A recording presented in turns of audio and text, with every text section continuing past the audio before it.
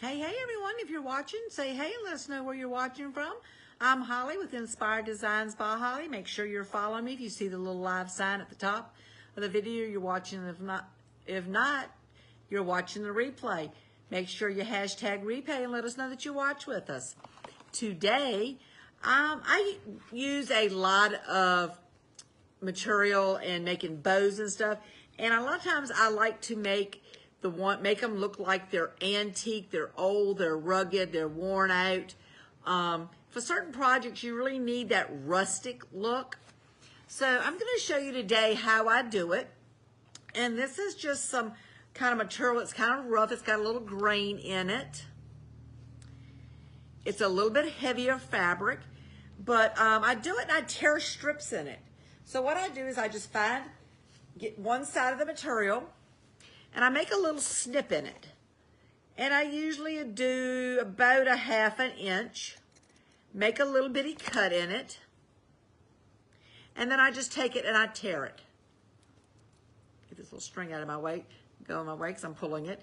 Okay, you're just gonna take it and you're just gonna tear it. And it's gonna tear pretty even width-wise all the way down your material because you got it in that little groove of it. So I usually tear me off a bunch of little strips like that, and you can do it on just about any kind of material. That piece came from Walmart. This is a little crafter's square from like Dollar Tree, and I'm going to show you. This will work just as good. I like the other because I love the texture of it, because it has that really rustic look to start with. And you can make this is not being stained. I made the little rustic bow to go on my carrot. I love the little rustic look. I like the worn out.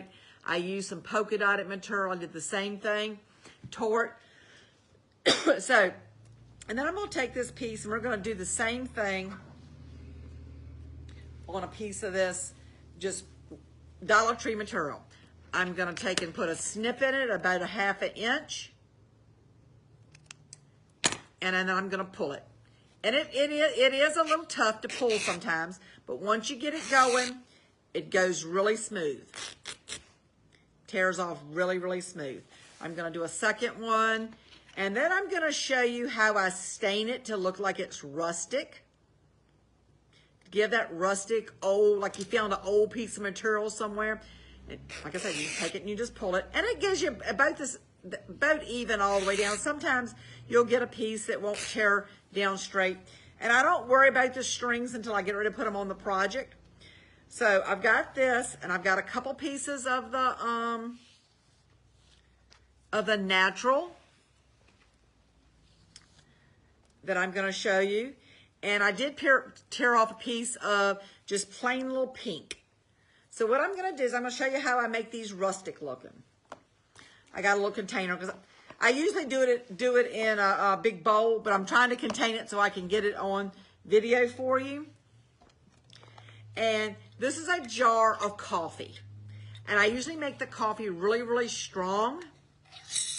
And I used this was a couple coffee pods. I had some coffee that I wasn't crazy about the flavor, so I used those. And I just poured in my container. And I'm going to take this and I'm going to just put it in there and I'm just going to soak it. And a lot of times the longer you let it soak, the darker your material will become and the more rustic it'll look. So I just soak it really good in the coffee. And like I said, the more you let it sit, the more it's going to pick up that color, the more it's going to look like a rustic. I don't have time to let it really sit, but you're going to see, I'm going to show you the difference in it. And then I'll put this aside to dry, and I have some that I've already done. So I'm going to let this sit in this coffee for a second or two. And here's a piece. This is a piece before I did it.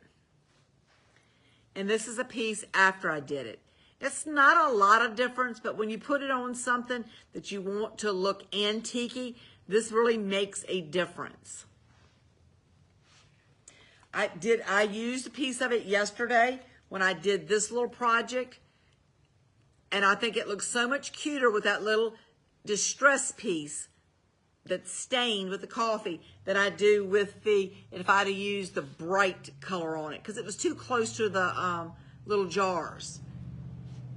So now that I've let it soak for a little bit, I just take it and squeeze it out. Just squeeze all your coffee out of it. And I pour that coffee right back in that container. I'm gonna clean my little mess up here where it dripped down the side of my thing. And I have a drying mat over here. Let's pour this coffee back into my container, back into my jar. Put my jar top back on it, and I will use this again and again. And if you want it even darker, you would use it like a darker coffee, make it more. And I just take it and pull it out like this. And like I said, it has a lot of strings in it, but you pull those off when you're doing it. And I'm just gonna lay it on this little drying mat here I picked up from Dollar Tree. And I'm just gonna see the difference. Let me get it off my hands here. But see the difference in these two pieces? This is a piece of brand new material. This is a piece that's been coffee stained. It looks old. Then time it frays all the way down. Because I usually get it fray down both sides of the pieces of material. See the little frays on it? I will sometimes just pull the little strings to make it fray more. Just grab one of the little strings and just pull them down. That will make them fray more. I like the frayed edges on it. See, you got your little frayed. So now that piece of material looks really old. So I'm just going to take these and lay them out on my mat here. And I didn't save a piece of pink, but you can see that's a dull, dingy pink now. It looks like it's old. And like I said, the little strings are no problem. You just I just pull them off, put them in the trash. And then I just lay them on this little mat and let them dry. If you need to use them in a project right away, you can always use your hair dryer or something to dry them. Some of these are really, really long. And here's another piece of the other. And I'm just going to lay them on here and let them dry. That's all my little strings. I'm just going to drop them over here in my trash can. And then I just put this away and I use the coffee over and over and over. So they're laying out here to dry. When they dried, they're gonna look like this. They look like this once they've been antiqued and dried. So now I'm going to show you how to make a bow out of these. So you'll have that really rustic look. I was looking for my piece of jute that I put over here. Here it is.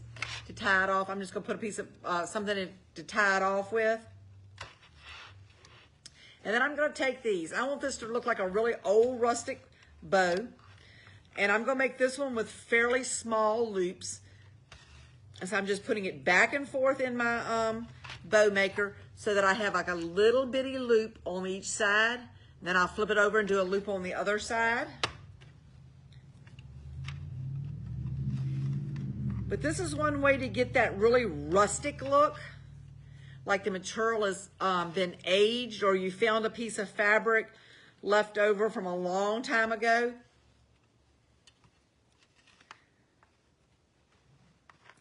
I found you can rinse the material out.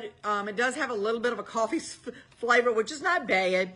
But if you want to get rid of that, you can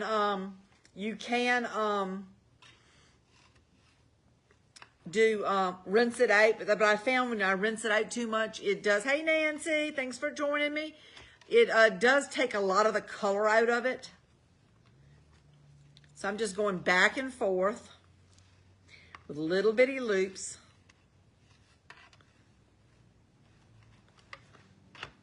And then I'll just stop it on the other side so I have a tail piece on both sides. And then I'm going to take, I have another little short piece here. We're going to take this little short piece because I want a couple extra tails. I'm going to take this little extra short piece that I've used on something else and put it in there. And then I'm just going to pull it up. Oop, I lost my little piece in there. I knew I had a really short piece. There it is. I usually have a piece of long string. Okay, I'm just gonna pull it up. I'm gonna tie this in a knot around these loops. I'm just gonna do it and pull it really tight.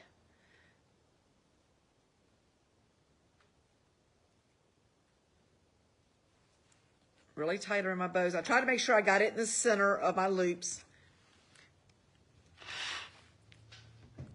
Hey Tessie, we have just made coffee stained material to make bows, to make them look like they're really rustic. I just tied that off with some jute. Tie off my little ends. We have a rustic, like it looks like it's really, really old. And then you can just trim off your ends so all your tail pieces are both the same length. Look at that little bitty rag. It's like a rag bow, a rustic rag bow.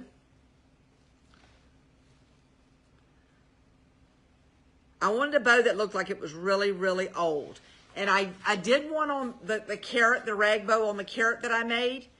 I did not coffee stain this one.